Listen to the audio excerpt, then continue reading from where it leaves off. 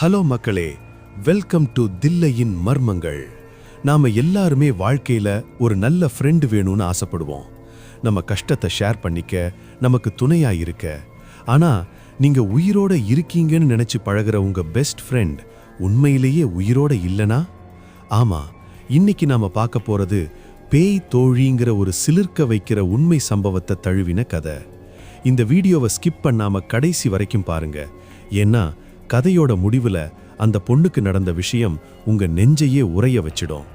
குறிப்பா அந்த ஹாஸ்டல் ரூம்ல இருந்த அந்த கண்ணாடி, அதுல தெரிஞ்ச உருவம் என்னன்னு வீடியோவோட நடுவுல சொல்றேன். மிஸ் பண்ணிடாதீங்க. கதை கோயம்புத்தூர் பக்கத்துல இருக்கிற ஒரு காலேஜ் ஹாஸ்டல்ல நடக்குது. நம்ம கதையோட நாயகி பெயர் ஸ்வேதா. படிப்புக்காக வெளியூர்ல இருந்து வந்து அந்த காலேஜில் சேர்றா. அவளுக்கு ஒதுக்கப்பட்ட ரூம் நம்பர் 306. அந்த ரூமுக்குன்னு ஒரு தனி கதையே அந்த காலேஜில் ஓடிக்கிட்டு இருக்கு. ஸ்வேதா அந்த ரூமுக்கு போன முதல் நாளே அவளுக்கு ஒரு வித்தியாசமான உணர்வு. அந்த ரூம் ரொம்ப குளிராக இருந்துச்சு. அவள் தனியாக இல்லை, யாரோ அவளை சுற்றி இருக்காங்கங்கிற ஃபீலிங். அப்போதான் அவளுக்கு அறிமுகமாகிறா மாயா. மாயா அதே ஹாஸ்டலில் தங்கி இருக்கிறதா சொன்னான். ஸ்வேதாவுக்கு யாருமே ஃப்ரெண்ட்ஸ் இல்லாதப்போ மாயா தான் அவளுக்கு எல்லாமுமா மாறினா. ஆனால் மாயாவை பற்றி மற்றவங்க கிட்ட ஸ்வேதா கேட்கும் போதெல்லாம் யாரும் பெருசாக ரியாக்ட் பண்ணலை. அதுக்கான காரணம் என்னன்னு ஸ்வேதாவுக்கு அப்போ புரியலை. நாட்கள் போக போக ஸ்வேதாவும் மாயாவும் ரொம்ப க்ளோஸ் ஆயிட்டாங்க. ராத்திரி முழுக்க 2 பேரும் அரட்டை அடிப்பாங்க.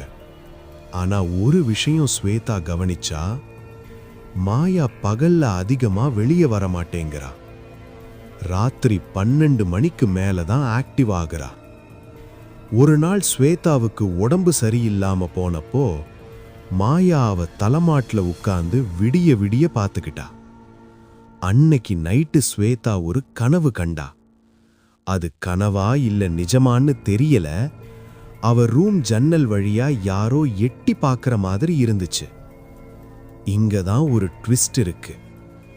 அடுத்த நாள் காலையில ஸ்வேதா கண் முழிச்சப்போ அவ கையில ஒரு பழைய டைரி இருந்துச்சு. அந்த டைரி அவளோடது இல்ல. அதுல முதல் பக்கத்துல எழுதியிருந்த பேரு அவளை தூக்கி வாரி போட வச்சது. அந்த டைரியில இருந்த பேரு மாயா. அந்த டைரியை புரட்ட புரட்ட ஸ்வேதாவுக்கு வேர்த்து கொட்ட ஆரம்பிச்சது. அந்த டைரி 5 வருஷத்துக்கு முன்னாடி எழுதப்பட்டது. கடைசி பக்கத்துல, இன்னைக்கு என்னோட கடைசி நாள், இந்த ரூம் 306ல என்னோட மூச்சு நிக்க போது அப்படின்னு ரத்தத்தால எழுதப்பட்டிருந்துச்சு. ஸ்வேதா நடுங்கிக்கிட்டே வார்டன் ரூமுக்கு ஓடுனா. மேடம், அந்த மாயா யாருன்னு கேட்டப்போ வார்டன் சொன்ன பதில் ஸ்வேதா வாழ்க்கையவே புரட்டி போட்டுச்சு. ஸ்வேதா, அந்த ரூம்ல 5 வருஷமா யாருமே தங்கல. மாயாம்ற பொண்ணு ராகிங் கொடுமை தாங்காம அதே ரூம்ல தூக்கு போட்டு இறந்து போயிட்டா. அப்போ இத்தனை நாளா ஸ்வேதா கூட பேசுனது, சிரிச்சது, அவளை மடியில போட்டு தூங்க வச்சது யாரு? ஸ்வேதா ரூமுக்கு ஓடி வந்து பார்த்தா, அங்க கண்ணாடியில நான் உன்னை பத்திரமா பார்த்துப்பேன் தோழி அப்படின்னு லிப்ஸ்டிக்ல எழுதியிருந்துச்சு. அதுக்கப்புறம் ஸ்வேதா அந்த ரூமை காலி பண்ணிட்டா.